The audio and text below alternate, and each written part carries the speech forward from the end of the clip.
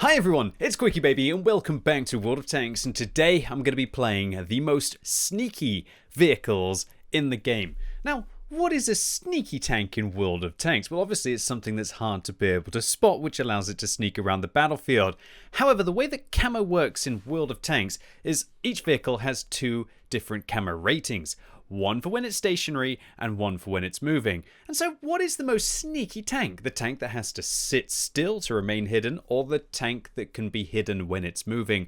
Well, obviously, light tanks are the only vehicles in the game that get the same camo when they're moving as when they're stationary. And so in today's video, I'm going to be splitting my sneaky list amongst tanks with the best moving camo and tanks with the best stationary camo. So let's start it off with the vehicle that has the best moving camo in the game. It is the ELC Even 90, which has a base moving camo of 22.12%. Now, 22.12% doesn't really sound all that impressive until you realize just how many ways there are to improve camo rating in World of Tanks. You've got crew skills like Brothers in, oh, shall I say overall crew skill like Brothers in Arms, which you can also pump up with vents and you can pump up with a premium consumable. You'll see just how much of an effect strong coffee, improved vents, and Brothers in Arms will have on the moving camo of the ELC Even 90, which of course is going to be the same as the stationary camo. Coffee adds 2%, improved vents 1.17%, and Brothers in Arms nearly a whole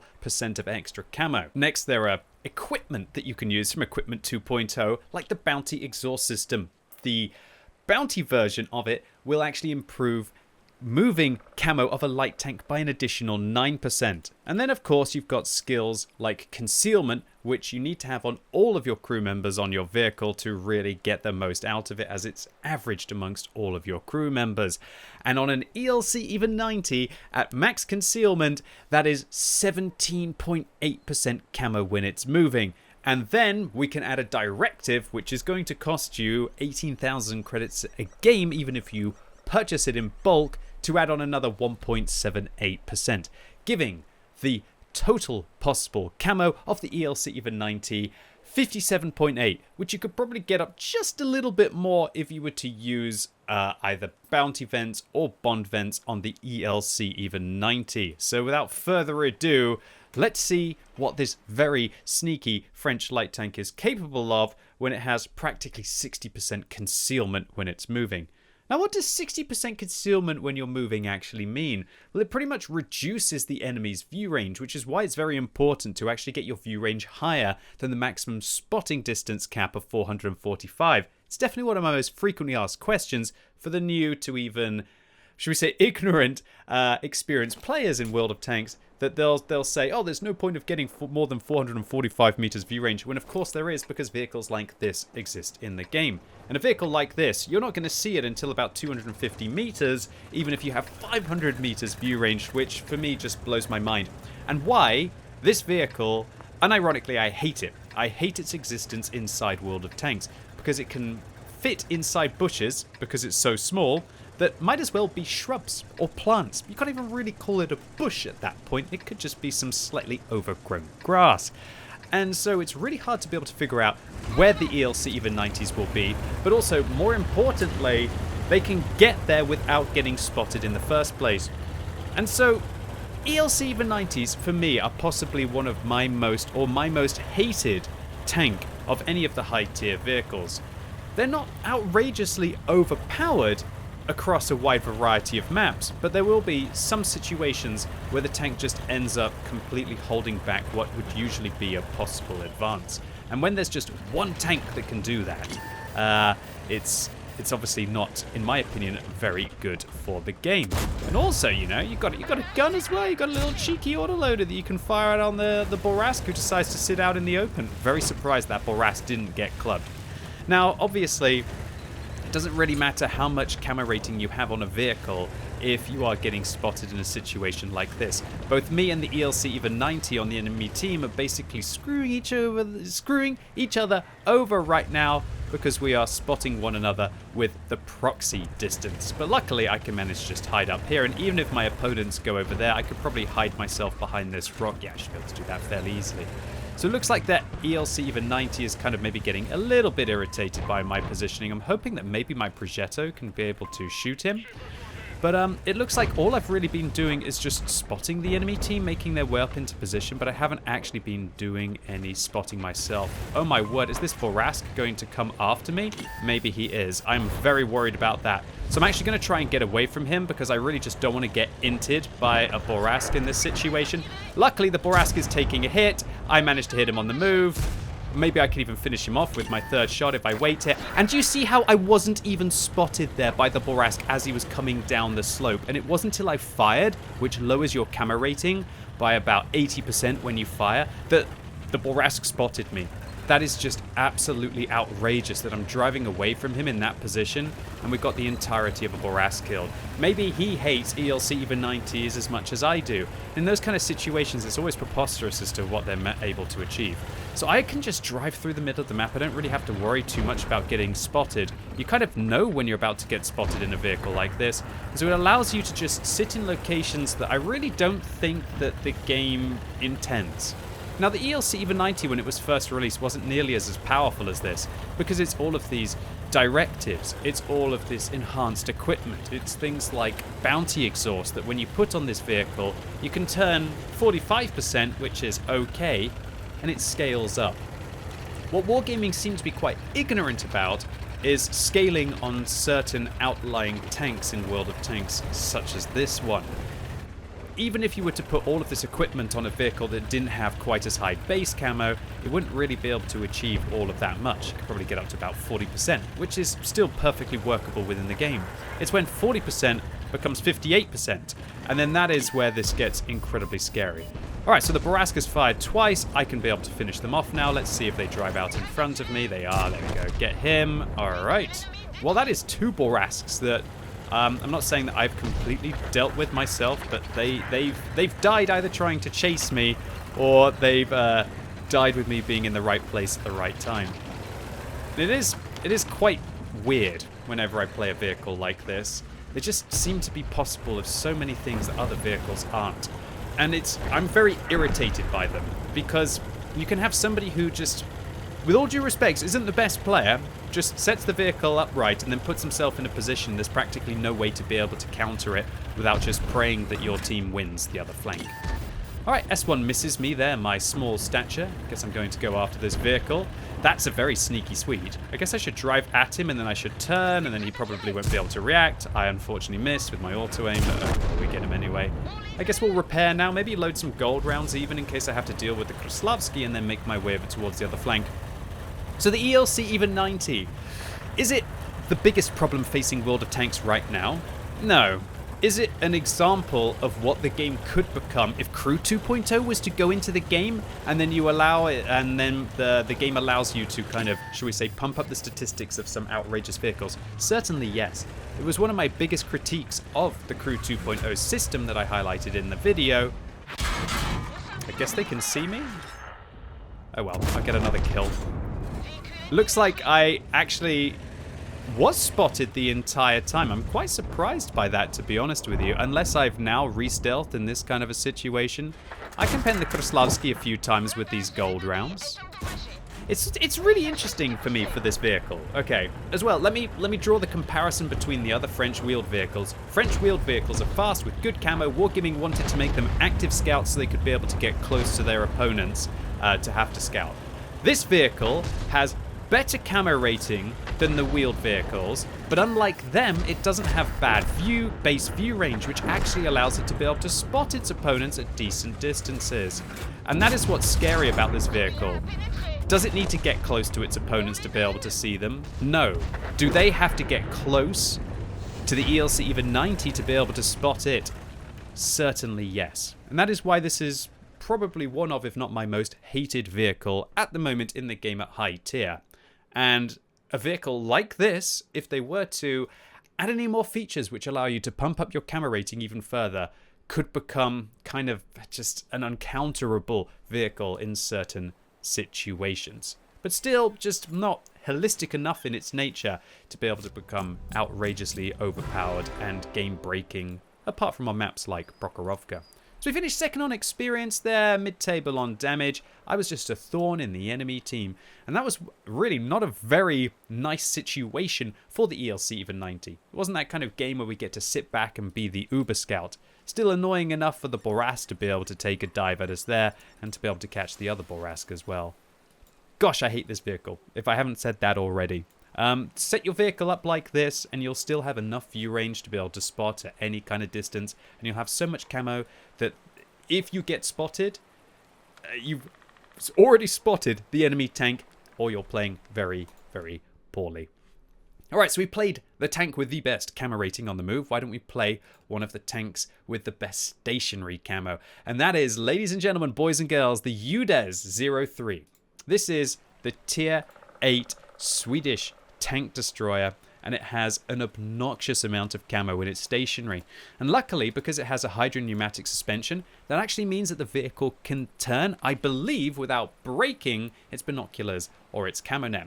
Now, I have two builds for the UDES. I have one which is vents with a turbo and with binoculars. I believe that's a superior way to play this vehicle.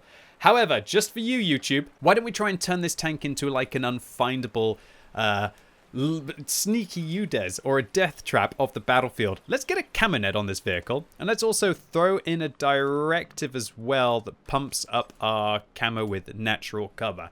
That will mean that, ladies and gentlemen, boys and girls, I can get 73% camo when I'm stationary. Does that really mean that even a vehicle with 500 meters view range is not going to see me until 150 meters? Well, let's just hope we get a good map, and why don't we try and find out. 73% camo when stationary. Although, really, not using a turbo on a Swedish tank destroyer is really not doing yourself a service. The way that turbochargers work on your Swedish tanks is they actually add to the... They add an absolute value to the siege mode. So, for example, on the Stridsvagn 103B, the top tier tank destroyer for the Swedish line, which has a base speed of 10 kilometers an hour, if you put a Bond turbo on that, your speed inside the siege mode goes up to 16 forwards, which is a 60% increase. I put the Bond turbo on my Stridsvagn 103B on both of my accounts, which I earned from the ranked reward. And I can tell you, the way that you can play that tank with a turbo is absolutely bonkers compared to how you can play it without. Unfortunately, I'm kind of memeing on YouTube here, trying to get this 73% camo value. So I guess I'm not going to take the turbo like I really want and how I feel like I'll be the most efficient with. But maybe we can still have a bit of a giggle with the camo rating on this vehicle. Okay, so remember that I'm still going to lose the vast majority of that camo rating when I'm firing, and if I move, I deactivate my camo net. Now, the real problem with a vehicle like this is that if you don't have the good camo to be able to get into position to set up your camo net, then that doesn't really matter. Unless you can get there before your opponents have set up their vision in that area and be able to prepare for a little bit of an ambush. So here we see two tank destroyers making across, and we can already see that I'm spotted, probably by an LT-432 or an ELC Even 90, as the enemies know what I'm planning. So this hasn't really been so much of an advantage to have the crazy camo with this vehicle so far, but hopefully we'll be able to get some camo here, and we'll be able to set up our binoculars, and there we go. And maybe I'll just be able to start with that Borask, and oh god, look how slow I am backwards without a turbo. That's practically unplayable. Oh my word, that reminds me of playing these tanks before Crew 2.0, and really what you should do with a vehicle like this is kind of tilt the back up, which you can do on the UDES because the gun is independent, it's not locked to the hull. Fire and then instantly leave the siege mode, and then you can start to fall back. And when you leave the siege mode, the back of the vehicle starts to go down as it levels out, so you can actually get the back of your tank out of harm's way. And then when you've reloaded, you can go up back into the bush, you can set up your binoculars, try and get that shot on the ELC Even 90, take a shot at them, and then leave the siege mode, and then you can fall back. But the camo net really just doing me absolutely no service here. And when you start to get towards the higher tier vehicles, what you can end up doing actually is not have to leave the siege mode at all, just work inside the siege mode, and you can have coated optics instead of binoculars, which means that you can spot your opponents far quicker. and just be a lot more reactive, which allows you to kind of work a ridgeline like a medium, which is how I've taken my Swedish tank destroyer gameplay to a whole new level. However, I have to admit, this is pretty crazy right now to be able to have the camo net activated while I'm turning. That's actually pretty nice. I think I will have this as a permanent build on the UDES just for a little bit of a meme, because I would love more than anything to just sit out completely in the open and try and catch somebody who was completely ill-prepared. I think I've still got to end up using binoculars on this vehicle, however, otherwise I just don't think I could get enough view range. Maybe I could if I had situational awareness and recon. Oh, is that LT-432 really going to come across and try and get us? I hope not. I just want to try and get a shot into this Stridsvagn 81. Luckily for me, my opponents haven't really caught on to what I'm doing right now, and they just keep letting me go up into the same position and then shooting them. Thanks, guys. I really appreciate it. If I was playing at high tier against tier 9 and tier 10 tanks, I would hope that they would figure out what I'm doing and shoot me multiple times. Then again, I guess it can still be tricky for them to be able to figure out. UDES just such a beautiful, fun vehicle still. Maybe I can fire in that shell. That's a bit greedy, I think. I think that's greedy. And there is the Sputnik, the TVP 100, who we managed to find. This game is neck and neck right now. I'm not sure if I'm going to be able to take this one down, but boy, am I going to try. Okay, so let's get a little bit further forwards into the bush, see if we can be able to spot that. Stridsvagn 81 is going to take some shots at me. I really don't want the G-Saw to sit behind me, but I also understand that he wants to get some shots in. Kind of thinking maybe I should load a gold round here for the Stridsvagn 81. Or maybe I should just try and fire. You know, I'm gonna... There you go. They still try and fire at me. And do you see how important it is to tilt your tank up and then as you leave the siege mode, they miss you? Actually means that you don't really probably need a turbo in this one like you do in the Stridsvagn 103B. But I would argue in the Stridsvagn 103B, you probably... Well, I think you almost certainly need a turbo. Alright, well played to the LT-432. Managed to spot me out there. And I think my only chance right now is to try and bait these guys into engaging my T-103. I'm going to try and just do a bit of a running maneuver right now. Maybe it will work, maybe it won't work. I don't think I've got any other chance otherwise. You know what, actually, maybe I can hold here because I'm just so darn low profile. You know what, maybe I can make this work here. This actually can work because they don't have the upper ridge. Oh, my lord, this thing without a turbo is unplayable. I have to admit, I've got so used to using turbos inside my Swedish tank destroyers that I guess I've got a bit lazy with thinking about what positioning I'm in. Bit of a disaster there to not actually be able to penetrate the IS-3, but luckily my team managed to shut him down as well. Alright, ladies and gents, we are down 4 tanks, and we are down a lot of vehicles. So I'm not sure I'm going to be able to take this game. I guess what I got to do is just hope that the LT-432 makes a mistake, and then maybe I can play for the S1. Or maybe we should try and just fall back and try and hold back the other flank. One of the cool things about the UDES is it's actually really fast backwards. It's able to go at 50 backwards, which is not slow, right? And if you were to add to that with a turbo, you can go like 53, 54 backwards, depending on what flavor of equipment you're using. Alright, so luckily for me, their ELC Even 90 is down, but it looks like their LT-432 is still held back or very much alive. So I'm going to drop back, and I'm going to try and use some more sneaky positions against my opponents to try and get a few more shots in as we are starting to wilt away. Alright, so let's just set up here. I should be able to get my binoculars in. Should be able to see one of the TVP 100s up on that ridge.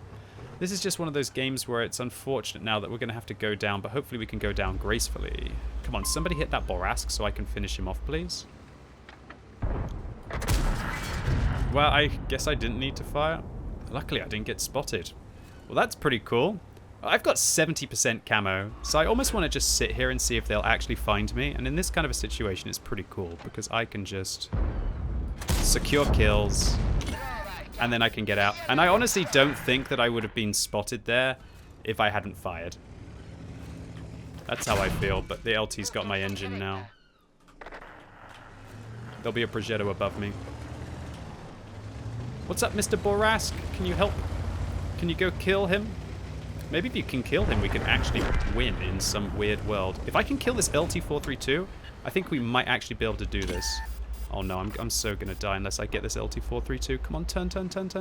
Big shot. kind of winnable. Kind of winnable. Kind of winnable? Kind of winnable. What do you think? Just go sit up here and try and use 70% camo? 73% camo, Mr. QB. Oh, you're right. I should probably go up onto the hill where the ISU 152K is. What's the enemy team going to do now? Who's that? That's definitely the Spatuk who's shooting him there. Oh, no! So, yeah, while you've got the really good camo on the move, you don't have the good... sorry, on the move. When you're stationary, you don't have the camo on the move. Oh, spot. I can shoot this guy behind the building. Maybe he's not aiming at me. Maybe he is. Well, I tried. I still think this is a pretty good result. 2,200 damage and 2,200 assistance. I didn't really get to show you the UDES properly, just sitting still and using its obnoxious 73% camo. That could be very, very annoying to try and play against. The thing about the UDES is after it's spotted, it's not the fastest. It's definitely not slow, but it's not the fastest. And it's a very big, clunky tank, unlike an ELC. So hard to be able to regain your stealth. Because after you fired, of course, your camo rating drops down significantly when you move. I mean, that is some disparity right there. 70.5% to camo when you're stationary, and only 35 when you're moving. That is quite poor camo rating when you're moving for what is meant to be an incredibly sneaky tank. So well played to the Renegade on the enemy team. Had a good round there, picked up 4k damage, and that WZ before my Boras shut him down also did very well. I'm still happy finishing number 1 on experience and number 3 on damage in that game. The UDES is still a beautiful tank. It's the most accurate vehicle and also the most sneaky when you're stationary. So if you're a player who doesn't like to rush around, then why not try a build like that? And you're even going to be able to sit out in the open against your opponents. Alrighty then, so let's go back to the list and take a look to see what other tanks have incredible camo when you're moving.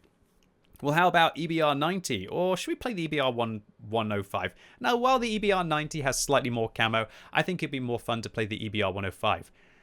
Actually, I just played that tank for the most mobile vehicles, the fastest tanks. So why don't we actually play the Manticore? And here's the reason why I'm going to play the Manticore and not the EBR. And that is because the EBR has to focus on its view range. If you don't use, in my opinion, Commander's Vision System, coated optics, and vents on an EBR 105, you're kind of trolling. Because even with that setup, you can still only get 453 meters view range. I guess you could drop the Commander's Vision System maybe for an exhaust on certain maps. But again, I think it really needs to be able to counter moving opponents' camo, which is what the Commander's Vision System does so well. So while wheeled vehicles can't really use exhausts without massively affecting their view range, you think the Manticore really cares about that? No, ladies and gents, boys and girls, the Manticore can certainly use an exhaust and still be able to achieve a decent view range without coated optics. So I'm going to use Commander's Vision System, vents, and an exhaust, as well as also using a natural cover directive to get an obnoxious 56.15% concealment while I am moving. And the reason why it's that high is because, of course, tier 9 and 10 light tanks can actually sacrifice 2% of their view range to be able to gain 2% concealment, which the ELC Even 90 can't. Which kind of means that the Manticore, with that field mod, is getting very close to what the ELC Even 90 is capable of. So the Manticore, a vehicle that when it first came out, I don't think it was very good. When it first came out, it didn't have access to equipment 2.0, it didn't have access to a Commander's Vision System, didn't have access to an exhaust, and you couldn't take its good camo and take it to a broken level. You'd have to use something like a gun rammer, vents, and vert stabs on this back in the day, or maybe you'd probably be using coated optics, vents, and vert stabs, or coated optics, vents, and a gun rammer on a vehicle like this. Equipment 2.0 revolutionized the capabilities of a light tank such as the Manticore, but unfortunately on this map I'm not really going to get a chance to show them off. Oh, boo-hoo-hoo. Oh dear, what's my second build on this vehicle? I'm using coated optics instead of a Commander's Vision System. I still feel like on a map like this it's more important that I be able to get through the bushes than it is to be able to just have the extra high view range. I should probably actually change that to maybe a gun rammer instead of the coated optics, or maybe drop the exhaust and have like a full damagey build with vert stabs. Alrighty then. Anyway, so for the Manticore, where are we going to go? We're going to make our way into the middle of the map, and we're still very sneaky. So we could probably still do some very sneaky things with our 56% camo. And I should definitely be able to outspot the EBR 105. But when it comes to outspotting the Manticore, ooh, that's going to be a little bit more tricky, man. But yeah, look how fast that EBR is. They're both at the front, but hopefully we can get there without getting spotted. We can. Okay, great. So this position should actually be fairly good for a Manticore. I'm going to have that early shot. Is that EBR going to spot us? He doesn't. How crazy is that, boys and girls? I mean, hidden in plain sight, right? I realize I'm in a bush. But even in a bush like this, the EBR 105 would be able to spot pretty much all of the other light tanks at tier 10.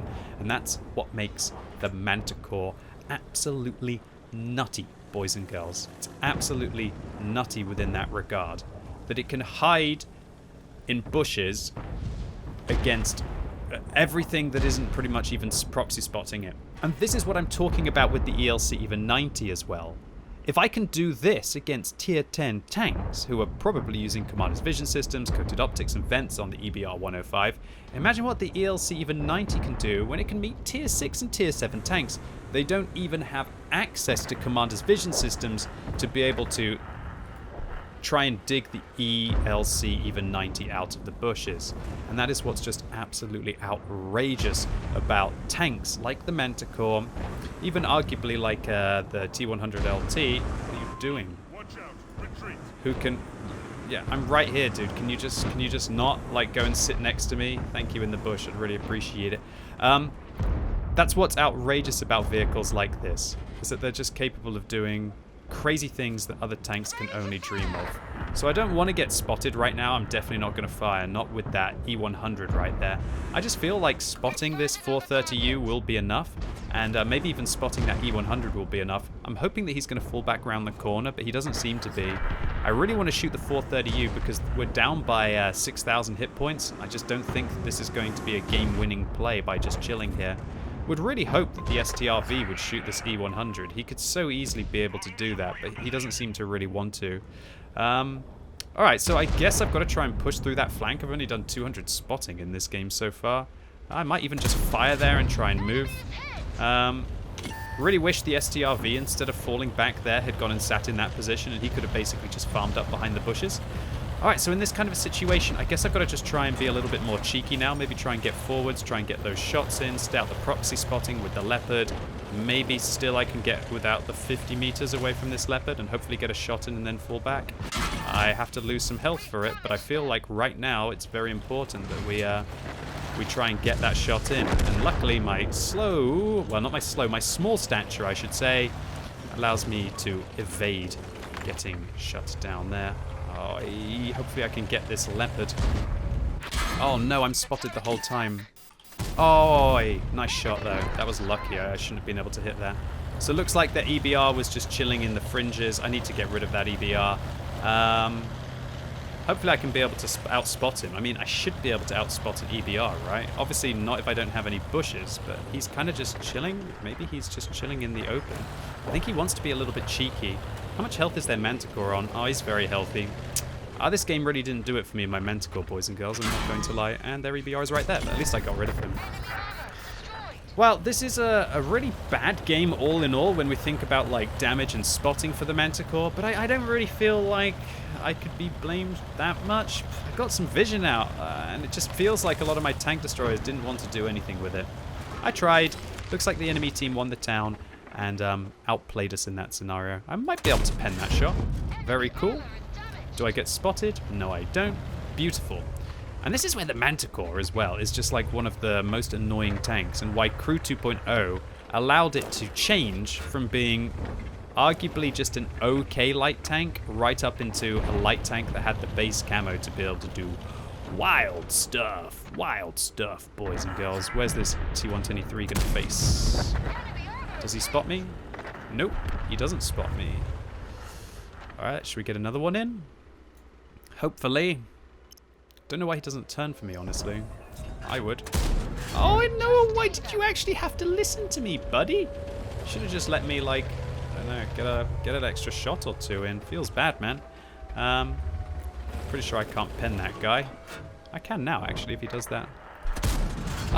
Oh, no, no, no. Oi! Oi! Oi! Oi! Here they come! Manticore's going to spot me and get a lot of extra spotting in. Ooh, there he is. Well played, Mr. Manticore. You have got me. Or have you? Maybe one more shot into Mr. Manticore here. Well, an unnecessary round. Go on then, ram me. Oh, could have given me a ram, lad. Could have given me a ram.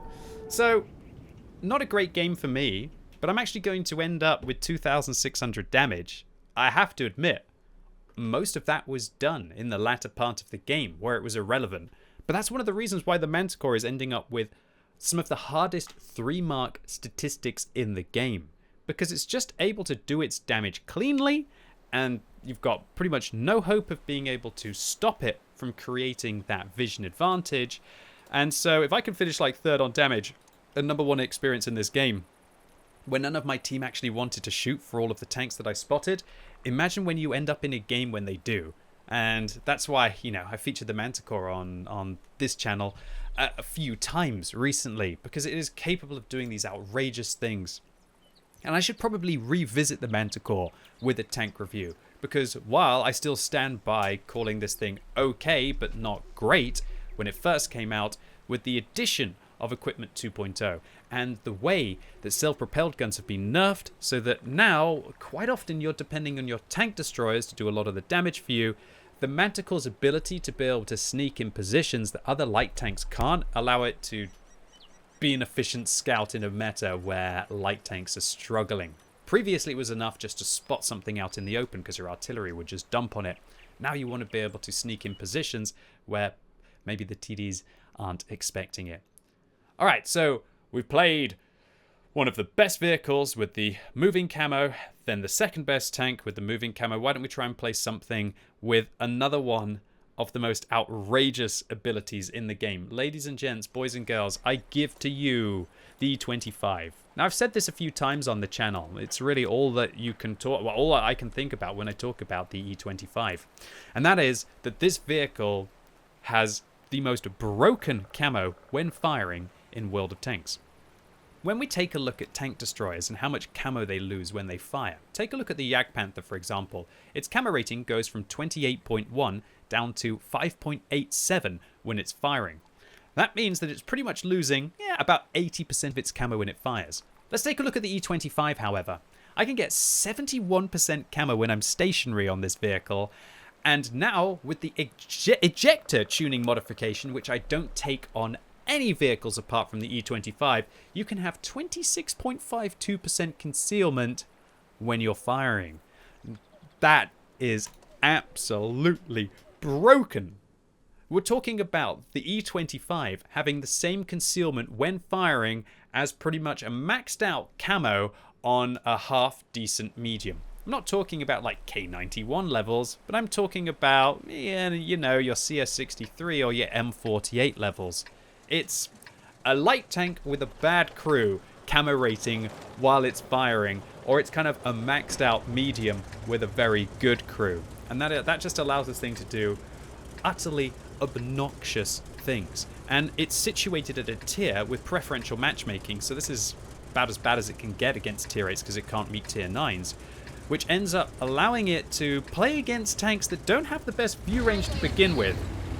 You go and take a look on your vehicles, and unless you've got a decent crew around about tier 6, even if you're packing coated optics and vents, it's most likely you've got about 430 to 450 meters max view range.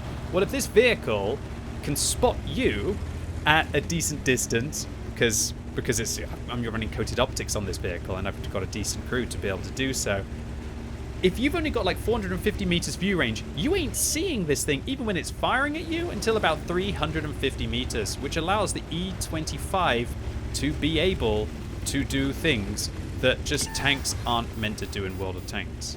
Now let me clarify about this vehicle. Why is it that the E25 gets this special ability and no other tank destroyers do?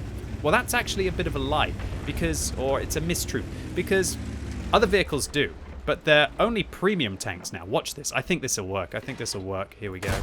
Oh, I didn't activate my camo net. I think I failed. Oh, never mind. All right. I didn't even need my camo net there, apparently, which, remember, is going to add a substantial amount of camo to the vehicle. All right, come on, turn in, turn in, turn in. Camo net, please. That's a light tank, a tier 7 light tank. Does he spot me at 250? He's not spotting me at 250. Oh, he did spot me there, but maybe that was because the Hellcat moved me and deactivated my camo. I'm not sure if that was the case, or maybe he just got within, like, the 250 mark for my, my firing there. So that light tank initially didn't spot me at about 260 meters when I was firing. That is just so darn broken. Alright, I need my team to be able to get rid of this Progetto, or maybe I need to spot the Progetto for my team. It's going to be a bit of a tricky one here. I really don't want to get spotted out, but I also don't want to die for it. There is a way that you can be able to loop yourself over there, at least occasionally, and this is a fast light tank. Sorry, tank destroyer, light tank.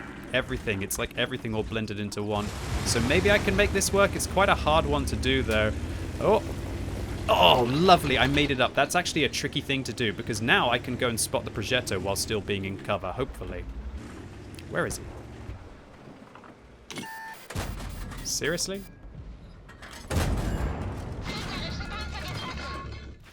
Okay, he's dry. He's got no more shells. Nice DPM, bro.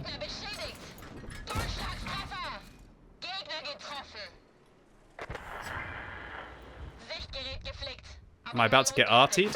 Oh, come on, Artie, forgive me. This Progetto can save a couple of shells now. I've got to dig this Progetto out, otherwise I'm going to be in a lot of pain. I just realized I can't spot because my viewport's actually got damaged. That's a very unusual situation to be in. He missed another shot. Okay. Well, as long as I don't get zinged by the Scorpion, I should be okay. Do you think that the fallen tree will give me enough camo here? It might do. Oh no, Artie, please no.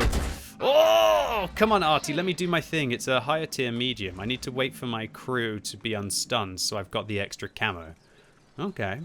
Okay, okay. Let's go up into this tree and see if I get spotted. Do I get spotted? I don't get spotted. Do I get spotted? I don't get spotted. Alright, let's just chill here. Activate camo, and I will wait for him to fire a few rounds at the other tank. Brave, brave Sir QuickyBaby.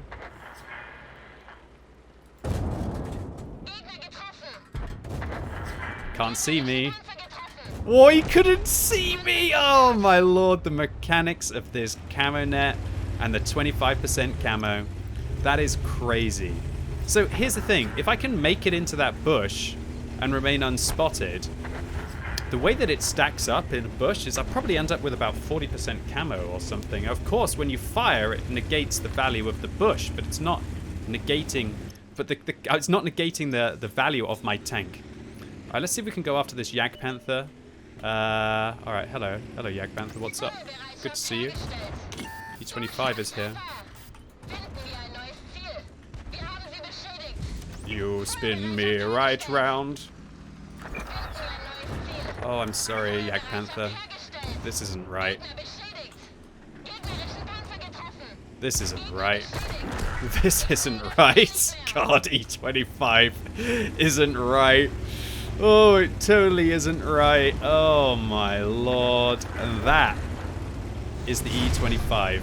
What an absolute little monster. What an absolute little monster this thing is. No tank should be able to get 26% camo while it's firing. Unfortunately, apart from against the Scorpion, and apart from against the AMX 1375, I really didn't get an opportunity to really let rip. But still, you could see that outrageous camo rating when we're moving, that outrageous camo rating especially when we're firing, was enough to be able to conquer this game. So the E25, thoroughly recommend, if you already have one of these vehicles, giving this kind of a build a go. And this is the only tank destroyer in the game where I would actually recommend to take ejector tuning. On every other tank destroyer, more or less, if you fire, there's pretty much no benefit to trying to improve it by 6%. But on this one, there totally is, because it gives you 1% concealment extra after you fire. And a final word of advice with regards to the E25 is that you might want to consider keeping your Borsig and having your commander in the Borsig rather than the Grilla, because the Borsig actually ends up with the commander also being the radio operator, and if you want to create this build, you are definitely going to also have to have situational awareness and recon. Otherwise, you should certainly drop out the coated optics to use binoculars unless you are able to do so. Anyway, ladies and gents, boys and girls, those were the most sneaky tanks in World of Tanks. I really hope you enjoyed this video and liked the breakdown as to the strengths and the weaknesses of each of them. If you did and you want to see more long format videos like this, make sure you give it a thumbs up and let me know in the comments down below. But if you hated it, give it a thumbs down. And also let me know in the comments what kind of vehicles you would like to see me play live on YouTube next in this playing format series. And as always, thank you so much for watching. You've been epic, and hopefully I'll see you soon.